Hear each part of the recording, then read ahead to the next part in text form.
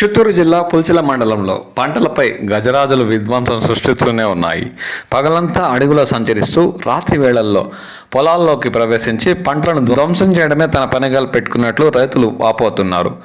పశ్చిమ విభాగం అటవీ ప్రాంతంలోని గోగులమ్మ వంక నుంచి బుధవారం రాత్రి బయలుదేరిన 16 ఏనుగుల గుంపు ముందుగా పాతపేట వద్దకు చేరుకున్నాయి.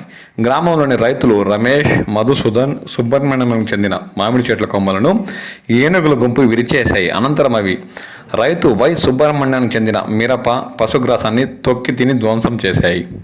మరో రైతు దొరస్వామికి చెందిన పూల చెట్లను తొక్కేసిన ఏనుగుల గుంపు మునస్వామికి చెందిన పైపులను విరిచేశాయి. అక్కడి నుంచి అవి చెర్లావారిపల్లికి చేరుకుని గ్రామంలోని రైతు దామోదర్ నాయుడుకి చెందిన టమాటా పంటను ధ్వంసం చేశాయి. ఇదే గ్రామానికి చెందిన మరో రైతు మునిరత్నం నాయుడుకి చెందిన కొబ్బరి చెట్లను ఏనుగులు రెండుగా చీల్చి నేల కూల్చినట్లు రైతు వాపోతున్నారు. అవి అక్కడి నుంచి పశ్చిమ విభాగం అటవీ ప్రాంతంలోకి తిరుగుముఖం పట్టాయి.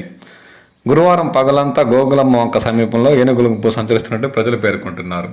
అవి రాత్రి అయితే తిరిగి పరిసర ప్రాంతాలన్నీ పంటలపై తమ దాడుల వేటను కొనసాగిస్తున్నట్లు రైతులు తీవ్ర ఆందోళన చెందుతున్నారు. సంబంధిత శాఖాధికారులు వీటిని దూర ప్రాంతాలకు తరమేస్తే తప్ప ఈ సమస్య తీరలేదని వారు వాపోతున్నారు.